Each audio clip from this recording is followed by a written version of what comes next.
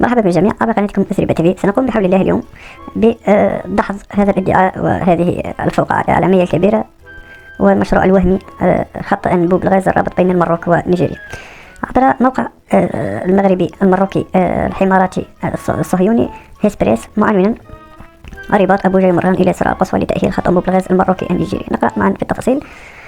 لم يكن اتصال الهالك موميا السادسة ببولا أحمد أديكونلي تينوبو رئيس جمهورية نيجيريا الفيدرالية حدثا عابرا لدى المتتبعين لمشروع أنبوب الغاز المروكي النيجيري منذ الإعلان عنه في سنة 2016، والذي كانت التوقعات تشير إلى أنه سيكون مشروعا جيوسياسيا ذا أهمية كبرى بالنسبة للقارة الإفريقية وأيضا بالنسبة للقارة الأوروبية التي ستصلها كميات ضخمة من الغاز المارة ضمن هذا الأنبوب. ويأتي هذا الاتصال إذا دون إطالة نروح طريقة العياش نضحكوا علينا ثم نروح إلى التحليلات والكشف عن الحقائق. تعليق رقم 1 من صلاح: هذا المشروع سيصيب الكفرانة سيقتل، اللهم زود وبارك في المروكي ونيجيريا. تعليق رقم 2: ونأمل أن يرى خط الغاز المروكي النيجيري النور قريبا وأن يكون مفيدا للدولة 13 التي سيمر عبرها وسيساهم في تنميته. وكأن دولة نيجيريا عبارة عن جمعية خيرية.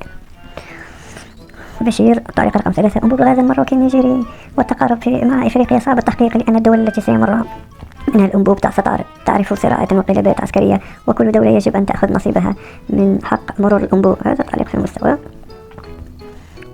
تعليقات رقم 12: زاكورا: في ثقافتنا المتداولة حينما يدخل الشرفاء في القضية عرفها ناجحة بإذن الله، ونتمنى أن يمر فعلا إلى المرحلة القصوى. أمين. هو هنا يريد أن يقول بالشرفاء يعني الملك موميا السادسة حرم أبو زعتر. تعليق رقم 13: حسين: لكل إنسان في هذه الدنيا له الحق أن يحلم، ولكن هذه المرة حلمكم حلم لا يتحقق. ما دام هناك دولة اسمها الجزائر العظمى فحلمكم في الهواء طار.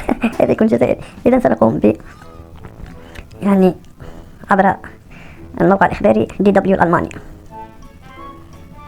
وهذه هي خريطة الخط الأنبوب المروكي النيجيري.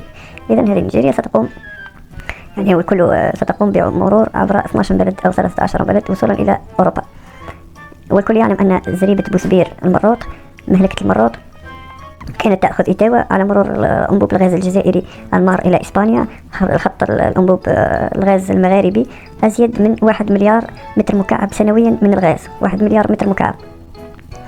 إذن فلنقوم بعملية حسابية بسيطة.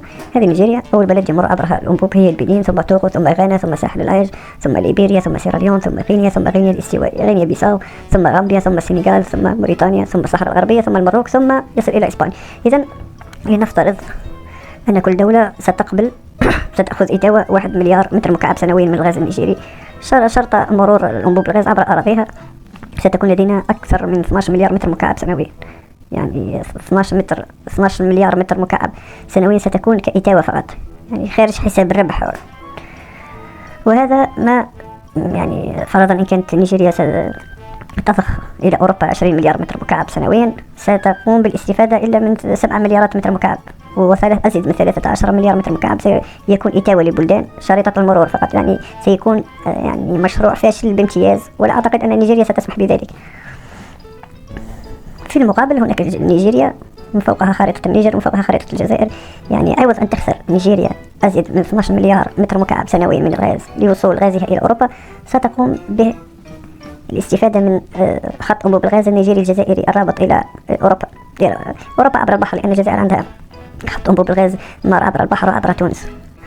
إذن سيكون يعني 1 مليار متر مكعب إلى النيجر و1 مليار متر مكعب إلى الجزائر، وتكون قد وفرت 11 مليار متر مكعب سنويا من الغاز ومرور مضمون إلى الديار الأوروبية. أخذ في نفس السياق نأخذ يعني استشارة ولا رأي خبير في الطاقة عبر موقع الطاقة العربي. هذا أدنوك الإماراتي، هذا موقع إماراتي على ما أعتقد. معنونا مشروع أنبوب الغاز المروكي النيجيري يواجه تحديات وخبير لا طائل من ورائه. ما يزال مشروع أنبوب الغاز المغربي النيجيري المقترح مسار جدل واسع، إذ يصف الخبراء تكاليف إنشائه بأنها لا تتناسب مطلقا مع العائدات المرجوة منه من بين أسباب أخرى عديدة. ويوصي هؤلاء الخبراء بضرورة وقف المشروع في الحال حتى لا يكون استنزاف الموارد دون جدوى أو طائل من ورائه. ومن المتوقع أن يتضمن أنبوب الغاز المروكي النيجيري 13 محطة ضغط، يعني في كل بلد يجب أن يحتوي على محطة ضغط. حتى يصل إلى إسبانيا. وفي محاولة للإجابة عن هذا السؤال، حاور موقع نايراميتريكس النيجيري المحلل الاستراتيجي المتخصص في مجال الطاقة خبير الخصخصة السابق في مكتب المشروعات العامة خلال المدة من عام 2003 إلى 2007 داندي كونلي، بهدف استكشاف جدوى مشروع أنبوب الغاز المروكي النيجيري وإمكان وجود بدائل أخرى للمشروع تحقق الأهداف نفسها المتمثلة في تعزيز صادرات الغاز النيجيري ورفع إيرادات الغاز في بلد البقاء العربي إفريقيا. ما يقول بأن مشروع سياسي وليس اقتصادي. عن جد المشروع قال كونلي إن مشروع أنبوب الغاز المروكي النيجيري سياسيا وليس له قيمة اقتصادية في ظل ظروفه. واضح كونلي سيكون جدا. وتابع من الجيد أيضا بالنسبة إلينا أن نفحص الاتفاقيات كافة ذات السلام مضربا بين نيجيريا وجميع الدول المعنية التي سيمر خط الأنبوب عبر مياه يوصل إلى المروط. وأشار كونلي إلى أن مشروع أنبوب الغاز المروكي النيجيري لم يخضع للمعايير التقنية والمالية الملائمة كما لم تراعى فيه الاعتبارات البيئية.